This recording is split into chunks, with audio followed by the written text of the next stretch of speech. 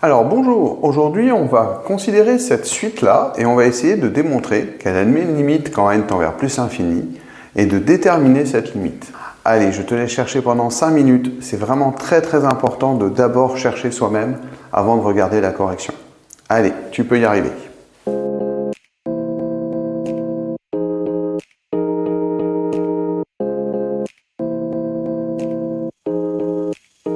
Alors, regardons un petit peu ce qui se passe. Déjà, on a une suite qui est écrite sous la forme d'un quotient. Alors, regardons rapidement si on ne peut pas démontrer qu'elle admet une limite en utilisant un des théorèmes d'obtention de limite par opération. Et donc là, a priori, par quotient, en considérant que c'est un quotient. Donc, si on regarde le numérateur, on va s'apercevoir que 3 il est strictement supérieur à 1. Donc, la limite de 3 exposant n, ça va être plus l'infini quand n tend vers plus l'infini. Donc le numérateur, il tend vers plus l'infini. Le dénominateur, on a pareil, on a 2 qui est supérieur à 1. Donc la limite de 2 exposant n, c'est plus l'infini quand n tend vers plus l'infini. Et du coup, la limite de 2 exposant n plus 1, ça va tendre aussi vers plus l'infini.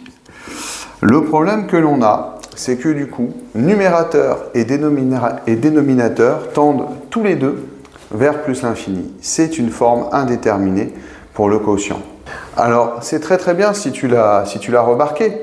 Par contre, c'est moins bien si tu t'es arrêté là. Parce que dire que c'est une forme indéterminée pour le quotient, c'est un aveu d'échec en fait ici. Ça veut juste dire que l'expression n'est pas adaptée pour savoir si ça admet une limite ou non et de déterminer cette limite. Donc il va falloir faire autrement. Il va falloir modifier cette expression. Alors on est amené ici en fait à essayer de factoriser de manière générale par le terme qui diverge le plus rapidement vers plus l'infini au numérateur et au dénominateur. Alors au numérateur on n'a qu'un seul terme, donc on va regarder notre 3 exposant n. Et au dénominateur on a ce 2 exposant n, donc on va essayer en fait de factoriser, puisqu'on a une somme, de factoriser par 2 exposant n et d'essayer de modifier l'expression, de voir si on va arriver à lever cette forme indéterminée. Et essayons de modifier l'expression de u de n. Donc au numérateur, c'est 3 exposant n, et au dénominateur, on va essayer de factoriser par 2 exposant n. Alors maintenant, qu'est-ce qu'on va pouvoir faire? On va essayer en fait d'agencer ces deux termes.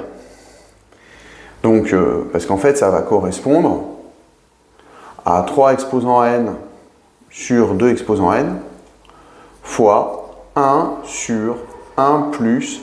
Alors ce 1 sur 2 exposant n, on va voir un petit peu comment on peut s'en sortir. Il y a plusieurs manières de s'en occuper. Mais maintenant, on va essayer en tout cas de réduire cette expression, de modifier encore cette expression. Pour la simple et bonne raison que ça, c'est encore une forme indéterminée pour le quotient. C'est une forme puisque le numérateur tend vers plus l'infini et le dénominateur tend vers plus l'infini. Sauf que 3 exposant n sur 2 exposant n, on a une autre écriture qui est de dire que c'est tout simplement 3 demi le tout exposant n. Et ça, on sait faire. Ça, on va être capable de calculer sa limite. Ici, on aurait pu laisser sous cette forme-là, mais pour aller peut-être un petit peu plus vite, on peut aussi remarquer que 1 sur 2 exposant n, c'est 1 demi le tout exposant n. Alors, attention, il y a un petit danger ici, même un gros danger.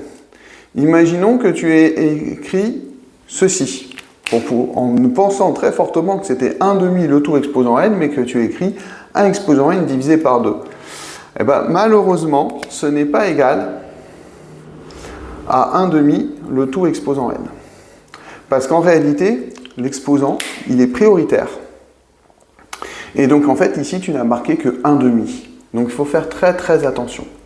Alors, pourquoi on peut passer de là à là? Tout simplement parce que ici, c'est comme si on avait eu un exposant n. Et donc, on va pouvoir utiliser le fait que quand on a une puissance, enfin un quotient de 2 puissances, c'est la puissance du quotient. Donc, c'est ce que l'on a utilisé pour obtenir cette expression. Alors maintenant, on fait le bilan.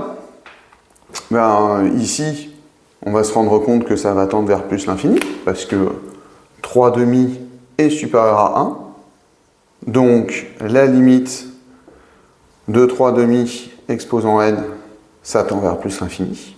Donc pas de problème pour celui-ci. Et comme je l'ai écrit sous la forme d'un produit, ce que j'ai peur, ça serait de ne pas avoir levé la forme indéterminée, ou en tout cas d'avoir troqué une forme indéterminée pour une autre, et que ce facteur-là tende vers 0. Alors, regardons si ça tend vers 0. Sinon, catastrophe. Donc le 1 demi, attention, celui-là, il est coincé entre moins 1 et 1. Il faut bien faire attention de bien préciser qu'il est strictement supérieur à moins 1, parce que, en particulier, moins 2 exposant n, par exemple, n'admet pas de limite. Donc il faut faire attention. Donc ici, on sait que la limite de 1 demi exposant n quand n tend vers plus l'infini, ça va être égal à 0. Si on ajoute 1, donc si on ajoute 1 par somme, qu'est-ce qu'on va obtenir? On va obtenir que 1 plus 1 demi exposant n, ça va tendre vers 1, quand n tend vers plus l'infini. Et enfin, par quotient, vu que le numérateur tend vers 1 et que le dénominateur tend vers 1, ce quotient-là va tendre vers 1. Qu'est-ce qu'on a? On a un facteur qui tend vers plus l'infini et que l'autre facteur tend vers 1. Donc, par produit, U de n va tendre vers plus l'infini. Donc, conclusion, par produit, la limite de U de n quand n tend vers plus l'infini, c'est égal à plus l'infini. Donc c'est un exercice intéressant qui te montre comment, typiquement, on peut lever une forme indéterminée. Voilà, je te souhaite bonne révision, bon travail et à bientôt.